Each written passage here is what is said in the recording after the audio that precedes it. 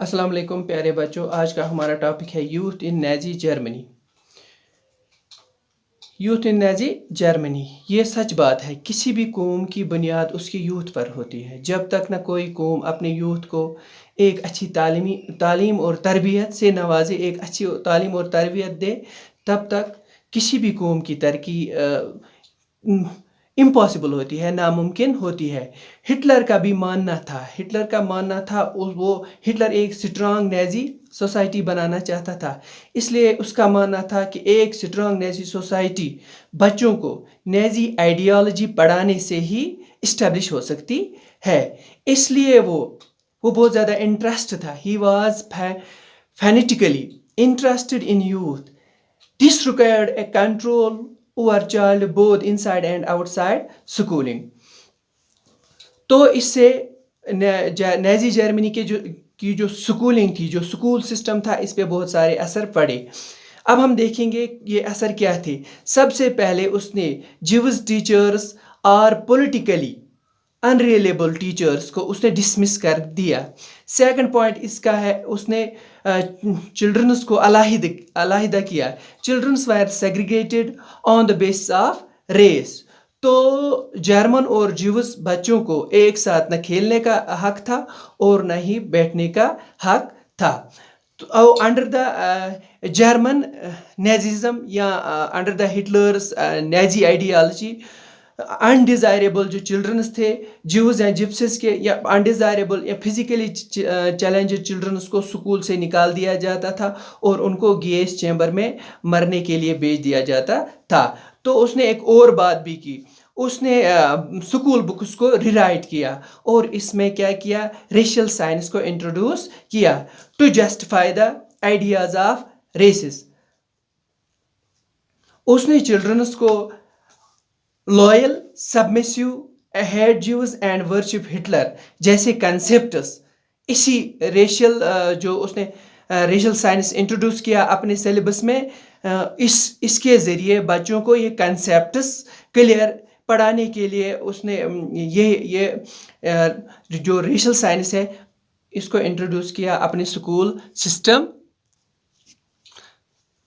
उसने बच्चों को stereotypes about Jews, for example Jews ने जेसस क्रिस्ट को, Jews were considered the killers of Jesus Christ, ऐसे कंसेप्ट्स पढ़ाए। उसने उनको पॉपुलराइज किया किससे, थ्रू मैथ्स क्लासेस से। मैथ क्लासेस के ज़रिए उसने ऐसे कंसेप्ट्स को पॉपुलराइज किया। उसने बहुत सारी ऑर्गेनाइजेशंस बनाई। उसके जो जर्मनी में उसने जो सिस्टम बनाया था, एक एजुकेशन सिस्टम बनाया था, उसने ऑर्गेनाइजेशंस बनाई। 10 साल के बच्चों को वो किस में ज्वाइन करवाते थे, जेंक वॉल्क्स में वो इनको ज्वाइन करवाते थे। जेंक वॉल्क्स किसको कहते थे, एक नाजी यूथ ग्रुप था।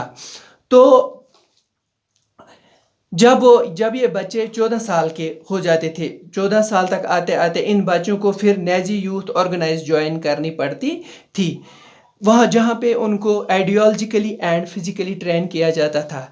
18 साल की उम्र में इन्हीं बच्चों को नाजी फोर्सेस में ज्वाइन करना पड़ता था। तो ये इन्हीं ऑर्गेनाइजेशंस का एक हिस्सा बन जाते थे।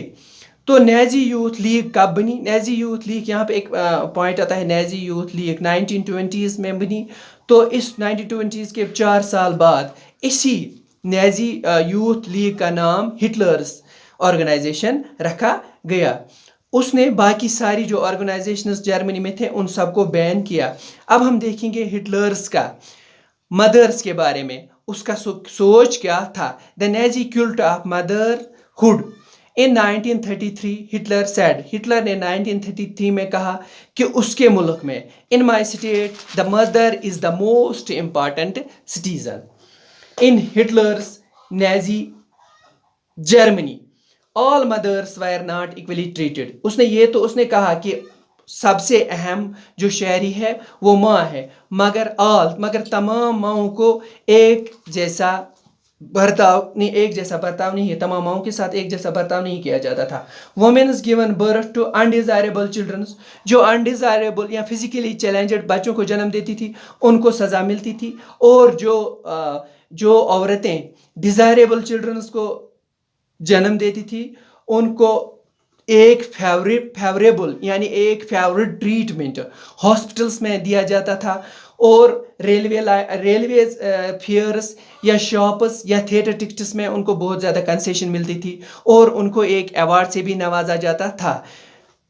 ये 3 किस्म के अवार्ड होते थे। एक फर्स्ट अवार्ड था जो 4 डिज़ायरेबल बच्चों को जन्म देगी उसको ब्रोंज क्रॉस मिलता था, ये एक मेडल होता था। जो 6 बच्चों को उसे सिल्वर और जो 8 या 8 से ज़्यादा बच्चों को जन्म देती थी डिज़ायरेबल बच्चों को डिज़ायरेबल चिल्ड्रंस को जन्म देती थी तो उनको क्या मिलता था, गोल्डन क्रॉस मिलता था, जिससे औरतों के अंदर बच्चे पैदा करने के लिए औरतों को एक मोटिवेशन मिलती थी। आज के लिए इतना काफ़ी, शुक्रिया।